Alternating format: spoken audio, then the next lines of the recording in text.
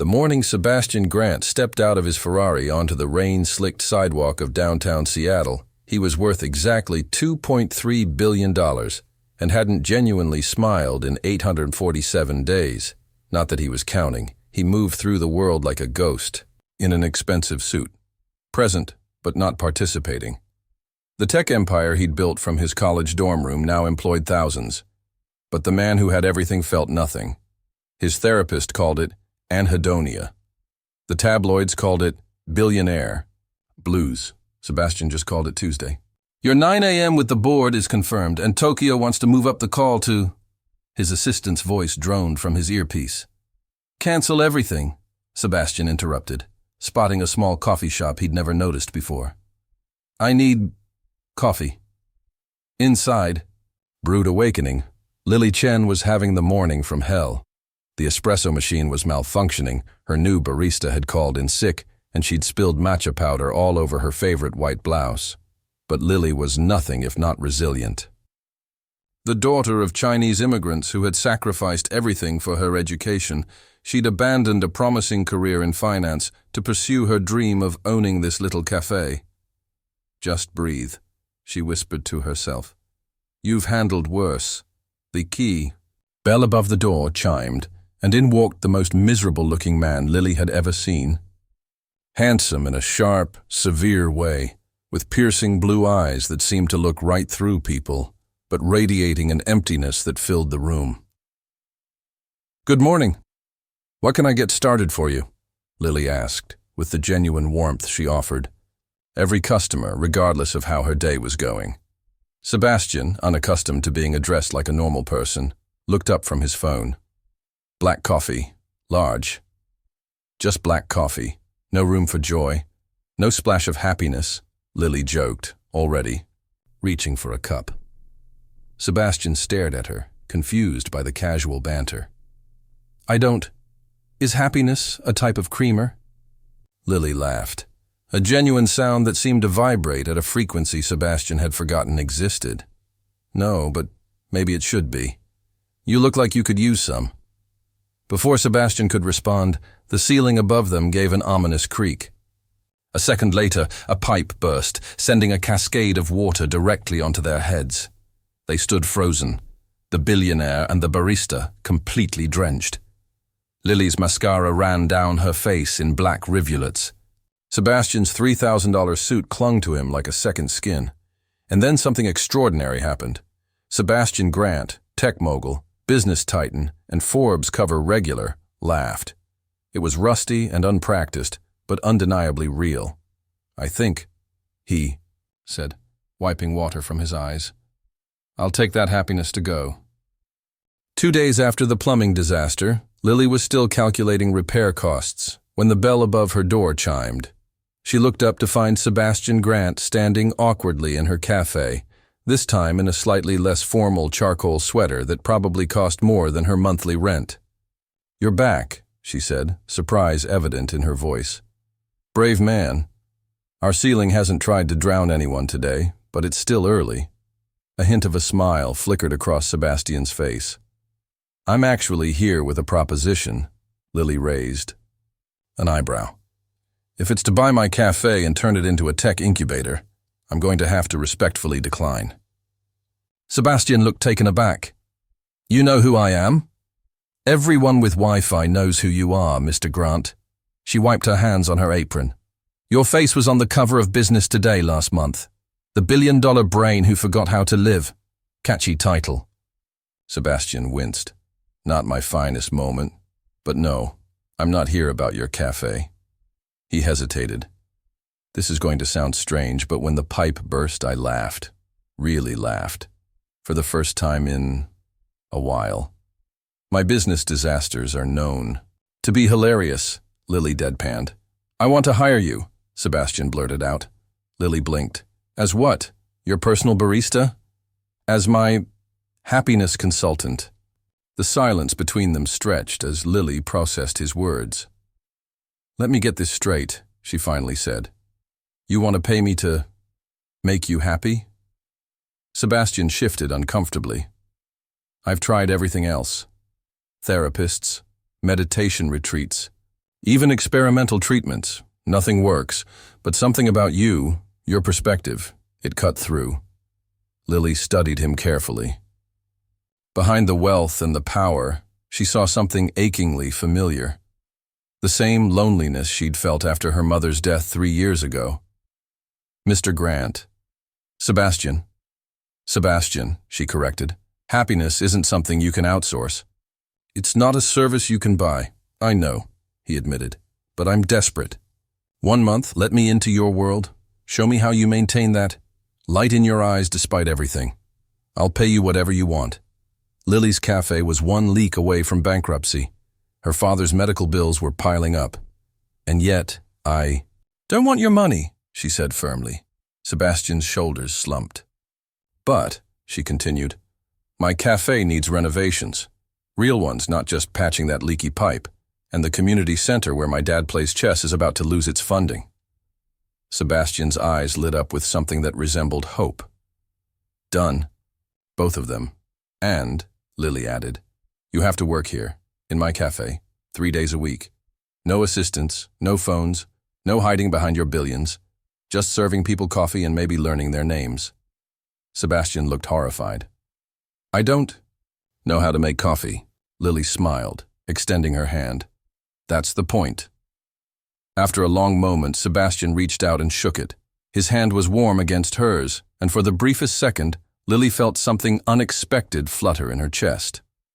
Fair warning, she said, trying to ignore the sensation. My methods are unconventional. Sebastian looked down at their still connected hands. I'm counting on it. Order up for table 7, Lily called out, sliding a tray of cappuccinos across the counter. Sebastian, wearing an apron that still had its price tag dangling from one side, stared at the tray as if it were a complex algorithm he couldn't quite crack. Which one is table 7 again? He asked, his brow furrowed. Lily pointed to an elderly couple in the corner. The Hansons, married 62 years. They come every Thursday for their coffee date. Mrs. Hanson takes 1 sugar. Mr. Hanson takes 2. And they both pretend they're not splitting a chocolate croissant because of his cholesterol. Sebastian blinked. How do you know all this? I asked, Lily said simply. Try it sometime. 2 weeks into their arrangement, Sebastian's education in ordinary joy was proving more challenging than acquiring his first billion. He'd burned himself. On the espresso machine, mixed up orders, and discovered muscles he never knew existed from lifting bags of coffee beans. Yet strangely, he hadn't checked his stock portfolio once today. Sebastian carefully carried the tray to table 7. 2 cappuccinos, he said, awkwardly placing them down. Then, recalling Lily's constant coaching, he added, How are you both today? Mr. Hanson's eyes twinkled. Well enough for a Thursday, young man, though my Agnes here says I'm grumpier than usual. Only because you insisted that rain was coming and my arthritis says otherwise, Mrs. Hanson retorted with affection. Sebastian found himself genuinely curious. And whose prediction usually wins? The couple looked at each other and laughed simultaneously. Hers, Mr. Hanson admitted. 62 years of marriage has taught me that Agnes is always right, even when she's wrong. As Sebastian walked away, something warm expanded in his chest. This simple exchange felt more real than any board meeting he'd ever attended. Back at the counter, Lily was watching him with an approving smile. You're learning. They're fascinating, Sebastian admitted. All of them. Each customer has a story. Everyone does, Lily nodded. Even billionaires who pretend they don't. That evening, after closing, they sat on the newly renovated patio of Brood Awakening. The community center renovations were also underway, with Sebastian insisting on including a garden space for Lily's father and his chess friends. Your turn, Lily said, taking a sip of her tea. Happiness Homework Day 15, Sebastian groaned. I still think that name is ridiculous. Yet you still do the assignments, Lily countered. Today's question, when was the last time you did something for the first time? Sebastian thought for a moment. Besides making coffee for strangers? Besides that, he was quiet for so long that Lily thought he might not answer. Then softly, "I can't remember." Lily's face softened. "That's the problem with success, isn't it? You get so busy maintaining what you've built that you forget to keep building yourself." Sebastian turned to her, the evening light catching the gold flecks in his eyes. "What about you? When was your last first?"